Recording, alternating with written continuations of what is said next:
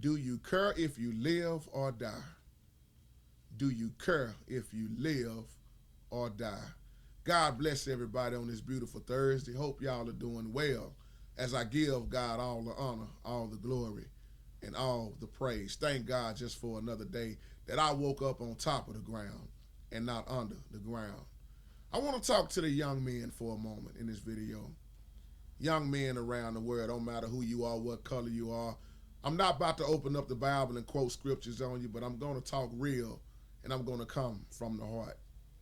A lot of young men are being murdered right now. A lot of young men are angry, mad at the world, ready to give up. And the question is, do you care whether you live or die? See, it's not about where you come from, but it's about where you're going. You don't have to go down the same road your homeboy went down, the same road your daddy went down. If your daddy was around and he was living that street life in a penitentiary, you can be a better man. And you can teach your children a better way. When you only run out of options when you stop looking for an option. It's always another way. So I'm not finna beat you in your head in this video and down you. I'm gonna encourage you and tell you straight from love, from the heart, because I'm from the hood also. Whatever you talking about, I already know what you're talking about. Cause see, I didn't grow up around where it was nice at either. We saw all the shooting and where the police never would show up. People being murdered on their own front porch. The killings, the drugs, the violence, you name it, the prostitution. We was around it. We lived it. And it's a better way. Turn your negative into positive. Because it's too many of our young men ending their life very quick. So like I said, I'm not about to open up the Bible, but I want to talk about a very popular movie that pretty much we all have seen. And it's a little old, but it's called Menace to Society. Menace to Society. And I know we all pretty much know about this movie. And that movie pretty much was the same way I grew up. Because it ain't too many people left living right now that I grew up with. And I thank God that I'm still here. That's why I say I'm happy I'm on top of the ground and not under the ground. Most of our young men are dying at 16, 17 years old. A lot of them are not making 18. They picking up handguns and killing before they even graduate. But in this movie, first of all, let's look at the word menace, which is a troubling person full of evil. A menace to society is someone that pretty much don't want to do right at all. And I'm going to talk about Cain in this movie. And it was amazing to me how they named him Cain. And Cain got caught up in that lifestyle. And we all know about O-Dog, which was Lorenz Tate. This movie is very powerful and it's very true and it's very sad. And O-Dog, he just didn't care about nothing. He didn't care who he killed, young or old. He just really flat out didn't care about nothing in life. And he was a youngster also. And if I'm not mistaken, I believe Cain was turning 18. But my point is, look at the lifestyle that Cain and them daddy lived. Cain watched his daddy murder right in front of his own eyes. Shot the man cold blood at the table. And we know what that does to a child. So after a while, seeing all that violence and selling dope, that child is going to adapt to that lifestyle and think, hey, my daddy did it. But once again, you don't have to do what your daddy done.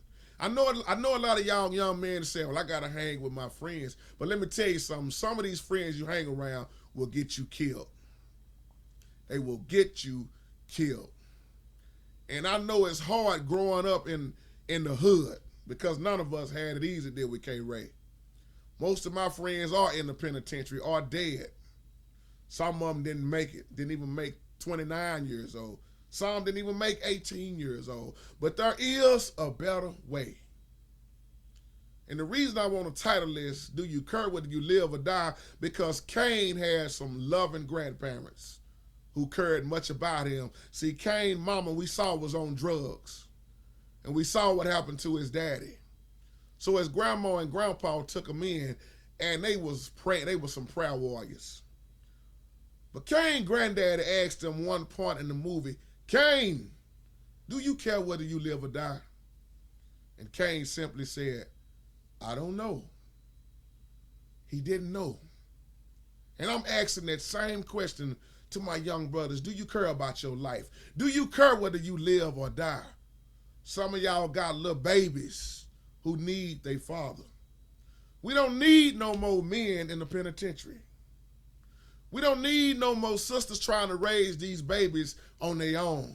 We got too much baby mama and baby daddy drama. We don't need no more babies being born out of wedlock. We need our men to step up. And older men, we need to be teaching. Instead of downing the young men all the time, how many of them have you reached out to and prayed for them? See, we all have made some mistakes in our life. And Cain got to hanging with O-Dog, and O-Dog wasn't nothing but bad company. And what you hang around, you will oftentimes become. Because Cain got to the point where he started acting pretty much just like O-Dog. He didn't care. He really didn't care when he watched his cousin get killed. But Cain was blessed that when his cousin got killed, that they didn't murder him also. See, in my hood, they would have bagged that car up and they would have shot Cain and made sure he was dead. But that was another time in his life where he could have made a change. But what you hang around, you will become. Young folks, every game got an ending to it. See, some live to tell the story and some don't make it to tell the story. My point is, get yourself right. These streets ain't got nothing for you but death off the penitentiary. You should value your freedom. I don't know who I'm talking to in this video, but I'm just being obedient. Menace to Society was a movie that pretty much a lot of us can relate to. Cain became so wicked. He got to that point where he didn't care about killing somebody. He got to that point where he started selling drugs. He got to that point where he met up with an old girl. He didn't care nothing about her. What was her name in the movie? I can't think of her name at the moment, but that was the point in the movie where I started really watching. Because that right there is what got Cain killed. Alina, that was her name, Alina. And when Cain did Alina the way he did Alina, her cousin had a problem with it. And there was that one scene in the movie where Cain beat that boy so bad. And that's when Cain granddaddy ran out there. And he had to sit Cain down and tell Cain that it was too much for him now. It was out of his hands. Because when you start bringing trouble around your folks' house, you got to go. And they had to put old Cain out. But Cain met this lovely woman, Jada Pinkett. And that should have been the turning point in Cain's life. But my point also is, just when Cain was ready to move and get up out the hood, that's when he got killed. See, sometimes, my brothers and sisters, we wait too late to try to change. We walk around thinking we got all the time in the world, but your life can end just like that. Cain he packed up, but he never got a chance to move. He got shot down right there. You would have thought O-Dog would have got killed first. Isn't it somehow the ones you think gonna die, they outlive the ones you think that's gonna live forever? This movie ended very sad. Boys in the Hood, same way. You notice these movies never have a happy ending, and these movies are just like real life. A lot of people don't get a happy ending, my young brothers. See, you tote that gun and think won't nobody else kill you. It's always somebody bigger and better than you. You don't want to go to prison. I'm going to say this again. You should value your freedom and watch who you are hanging around. It's some good in you. I know a lot of people talk down on the youngsters, but it's some good in you. God saw good in a raggedy old jacked up person like me. I know he can see good in a lot of all of us, because he takes the worst out of us, changes us, delivers us, and then he uses us. See, this is why God don't need no cowards. God can take a dope dealer. Oh, let the church say amen. He can take a dope dealer and use him and change him into becoming one of the best men for the kingdom. Oh, I know a little something about what I'm talking about. I ain't talking about something I heard. I'm talking about what I know. He can take a jacked up person, a drunk man, a prostitute. Look at the Bible. He can take you and clean you up. This is why I got to say this again. You don't have to go down that road, your homeboy. You notice what happened to all your homeboys. How many more of them going to get murdered? When you could have said, I could have been riding with him that day. It could have been me. I'm thinking about my boy, Little Ricky. We call him Little Tricky. I can't talk to him no more. He gone. I missed the conversations, the fellowship right here in this house when he would come by. But his life is gone now. I can't say I wish I can bring him back because I can't bring him back. I wish we could just sit down and score on each other one more time, K-Ray, but I still hear him in my spirit.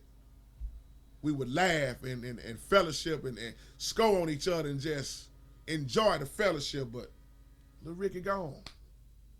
Little Ken gone. Edmar didn't even make 15 years old. Chris Boyce, Hammy, so many of them gone. I'm not going to start calling names because I need another video. That's all the people that have died that I knew personally, that I hung with. Big Mo. Can't speak to none of them no more. My point is, my youngsters, man, it's a better way. See, this is why I don't get caught up in what these religious folks tell you. I hate when religious folks, oh, you ain't doing this right, you're doing, man, forget all that. I'm looking at your heart. You could be the next football player, and I know they're going to put you in the hell for doing that. You could be the next basketball player. You can be the next singer. You can be the next doctor, the next lawyer, whatever you want to be. If you put your mind to it and keep God first, that's the first thing. Keep God first, you can do it. You ain't got to be no dope dealer. You ain't got to be no pimp. You ain't got to be no hustler. You can choose something to do something else with your life. Man, I don't know who I'm talking to in this video, but I just had to, it was in my spirit to do this video. And God bless you, youngsters, because I don't see too many people reaching out no more. And I'm doing this video also because I run into so many on these streets, at the food bank, trying to get their life back on the right track. But you got to want to do better. You got to want to help yourself. Be there for your child. Let me tell you something. It's just generation after generation. Well, my daddy wasn't there. Then he grows up. He ain't there for his child. Then he have a baby. He grows up. He ain't there for his child. We can break this cycle, this curse, my brothers and sisters. But it's got to start within us. But we too busy cussing each other out. We too busy not loving each other. We too busy not forgiving each other. We too busy killing each other. I'm sick of black on black crime. I'm sick of it. Every day I wake up, a brother done killed another brother. For what? A pair of shoes, a car. He disrespected my girl. We got to learn to do better. You can walk around with the blame game all day long, but you need to point at self. Street life that's a short life to live, my brother. That's a short life to live. I know it might seem good when you're rolling and you got cash in your pocket, you riding on rims, you got all the women, but all of that falls down after a while. And once all that fall down, if it don't kill you or lock you up, what do you have behind it? Stop trying to be a baller when you a faller. You are not balling. That's embarrassment. Be real. So what? You ain't got a whole lot of money like the next man. It ain't about how much money you got. It's about what you're doing with the money that you have. I learned that long time ago. I'm not trying to look like nobody else. I'm trying to do me. I'm not going to try to live way up here when I'm only making right here. Oh, no. I ain't trying to impress nobody but God. Y'all will catch that later on why I said that. So to my youngsters, man, it's always an option. You only run out of options when you stop looking for an option. You don't need the penitentiary. Stay out of jail. You ain't got to do what your homeboys are doing, because what your homeboys are doing 9 times out of 10 is going to lead you to the penitentiary or lead you to that early grave. Like I say, some live to tell the story, some don't. Didn't mean to make this video that long, but just letting the Spirit use me. Like I said, I don't know who I'm talking to in this video, but JT reaching out, coming from the heart, taking from somebody who came out of the hood also. I just look like this, but I know it's a better way. I took all of the negative stuff and I learned. I done made my mistakes as a man. But see, let me throw you with this scripture before I leave. The Bible teaches us when I was a child, I done as a child. I did childish things. That was me. But when I became a man, with God help, I put away childish things. Some of us are grown and still childish. Some of us are 50, 60 years old and still want to be the young fool in the club. Some of us old men need to be teaching us, but I don't know what's going on nowadays. We have a shortage in men. We are falling down and we won't even try to help each other up. We don't want to lead like God say lead. But I got a news flash for you. On Judgment Day, we got to answer to what we are doing. God bless you and God keep you. Much love to everybody. Youngsters, we can do better. We can do better. Peace and remain blessed.